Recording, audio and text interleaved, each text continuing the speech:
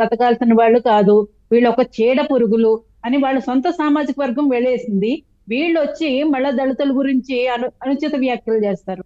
అంటే కళ్ళు నెత్తికెక్కి అధికార మదంతోటి డబ్బులు విచ్చలవిడిగా వచ్చి 30 ఏళ్ళు మేమే ఉంటాము, మమ్మల్ని ఎవరు అడ్డు చెప్పేవాళ్ళు లేదు, మేము ఏ విధంగా ప్రజల్ని మోసం చేస్తాము అనే ఒక జగన్మోహన్ రెడ్డి గారు ఒక హిప్నటైజ్ చేశారు. ఆహా హిప్నటైజింగ్ లో ఉండిపోయి వీళ్ళు వాళ్ళకి ఏమీ అర్థం కాక ఇష్టం వచ్చినట్టు మరి ఆ రోజు స్క్రిప్ట్ ఏమైనా కళ్ళు కనిపించలేదండి.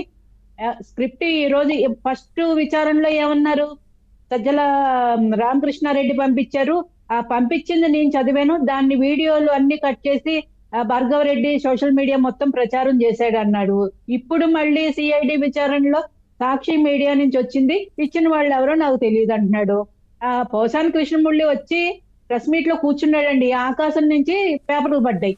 లేదంటే మన పూర్వం సినిమాల్లో చూసేవాళ్ళం సార్, ఆకాశవాణి వచ్చి పైనుంచి చెప్పేది ఈయన వినేసి మాట్లాడాడు.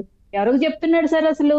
ఇవన్నీ కాదు సార్, ఎవరిచ్చారు ఎవరు రాశారు అవంతా తర్వాత సంగతి. కానీ పోసాని కృష్ణమురళికి 2019 వరకు ముందు వరకు ఉన్న ఆస్తులు ఎంత, దాని తర్వాత ఎంత సంపాదించాడు, ఎక్కడి నుంచి వచ్చినాయి, వచ్చినవన్నీ కూడా ప్రభుత్వం తిరిగి జప్తు చేసుకుంటే కనుక వీళ్ళకి సరైన శిక్ష సార్. ఎందుకంటే ఈ రోజు ఒక కేసు విచారణ కావచ్చు, కొన్ని రోజులు కోర్టులు జైలు చుట్టూ తిరిగి తర్వాత బెయిల్ మీద బయటకు వచ్చి మళ్ళీ ఆ సంపాదించిన ఆస్తులు అలాగే ఉండుంటే కనుక, ఏదైతే అన్యాయంగా ఒకరి కుటుంబాలని నడు రోడ్డుని పెట్టి సంపాదించిన ఆస్తి కనుక జప్తు చేయకుండా ఉంటే కనుక ఇలాంటి వాళ్ళు ఒక 100 మంది తయారవుతారు. ఇప్పుడు మహం భూజాలో అంటున్నారు మీరు మినిమం వచ్చేసి 9 కోట్ల పైనే ఉంటుంది ఒక్కొక్కటి.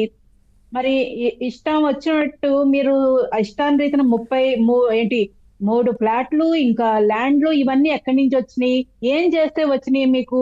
ఎఫ్డిసి చైర్మన్ గా మళ్ళీ ఆయనే చెప్తున్నారు కోట్ల రూపాయలు నేనే ఖర్చు పెట్టానంటున్నారు. ఎక్కడి నుంచి వచ్చింది ఆ కోట్ల రూపాయలు? ఒకవేళ అదే నిజం అనుకుంటే ఎన్ని సినిమాలకు పనిచేశారు, ఎన్ని సినిమాలకి స్క్రిప్ట్ రైటర్ గా చేశారు, ఎన్నిట్లో మీరు నటిస్తే మీకు ఎంత వచ్చింది, దాని మీద ఖచ్చితంగా మీరు ఇన్కమ్ ట్యాక్స్ ఎంత, ఇవన్నీ తీసి ఫస్ట్ ఇది కనుక జప్తు చేస్తే సార్, ఏదైతే అక్రమంగా సంపాదించారో ఆస్తులు అది జప్తు చేస్తే కనుక ఇలాంటి వాళ్ళు మళ్ళీ మళ్ళీ పుట్టుకురారు. అతని పోసాని కృష్ణమురళి అకౌంట్ లోకి ఎవరెవరి అకౌంట్ లోంచి డబ్బులు వచ్చినాయి అక్కడే తెలిసిపోతుంది. కొద్దిమంది ఇంకా చెప్పేవాళ్ళు మళ్ళీ ప్రభుత్వం మనదే వస్తోంది, వస్తే నాకు వైజాగ్ లో 10 ఎకరాలు ఇస్తా అని చెప్పారు, దాంట్లో 1 ఎకరంలో ఇల్లు కట్టుకుంటాను నేను, ఇంకా హ్యాపీగా బతికేయొచ్చు అనే ఆలోచనలో చాలా మందితో మాట్లాడారంట. ఈ విధంగా కూడా వీళ్ళు 30 ఏళ్ళు ఉండుంటే మొత్తం రాష్ట్రంలో ఉన్న ప్రజలందరినీ బయటకు తరిమేసి మన ఎవరో ఒక నిత్యానంద ఎవరో ఒక ఐలాండ్ లో కొనుక్కుని అక్కడ ఎంజాయ్ చేస్తున్నారు చూడండి, అలా చేసేవాళ్ళు.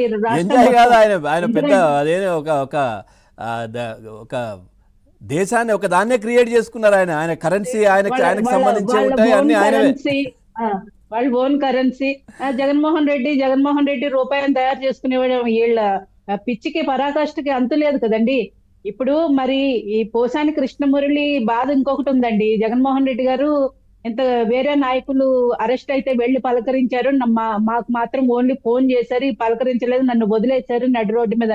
జగన్మోహన్ రెడ్డి గారు పనే అదే, వాడుకుంటారు, మీ అవసరం తీరిపోయి వాళ్ళ వరకు వస్తుంది బయటపడతారు అనేటప్పటికి మిమ్మల్ని వదిలిపడేస్తారు. మీకు ఒక మంచి పొన్నవాళ్ళ సుధాకర్ రెడ్డి గారిని ఇచ్చారు, ఆయన ఏ కేసు పట్టుకున్నా వాళ్ళు అదోగతే, జైలు పాలే, అది ఇంకా అందులో డౌట్ ఏం లేదు.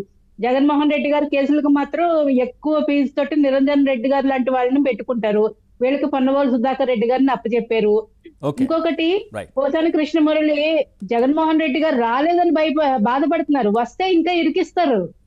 మనం చూసాం పిన్నెల్లి రామకృష్ణారెడ్డి ఈవీఎం లో పాము దూరిందని నేను వెళ్ళాను, అవి తీయడానికి వెళ్ళాను అని చెప్పి పిన్నెల్లి రామకృష్ణారెడ్డి చెప్తే జగన్మోహన్ రెడ్డి గారు వెళ్ళి మాకు ఓట్లు పడట్లేదు అందుకు కోపం వచ్చి పగలగొట్టాడు అని చెప్పి ఆయన ఇరికిచ్చేశారు.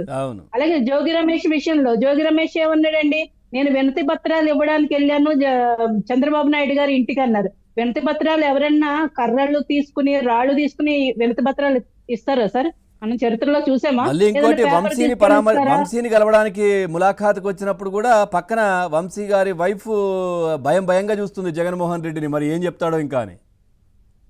అదే అండి, జోగి రమేష్ గారి వైఫ్ మా హస్బెండ్ లేదు అసలు అక్కడికి వెళ్ళి దాడి చేయలేదు, చంద్రబాబు నాయుడు గారి ఇంటి మీద ఆఫీస్ మీద దాడి చేయలేదని జోగి రమేష్ వైఫ్ చెప్తుంటే జగన్మోహన్ రెడ్డి గారు వెళ్ళి కోపం వచ్చింది, మా కార్యకర్తలకు కోపం వస్తుంది, దాడి ఒక మాట అంటారు,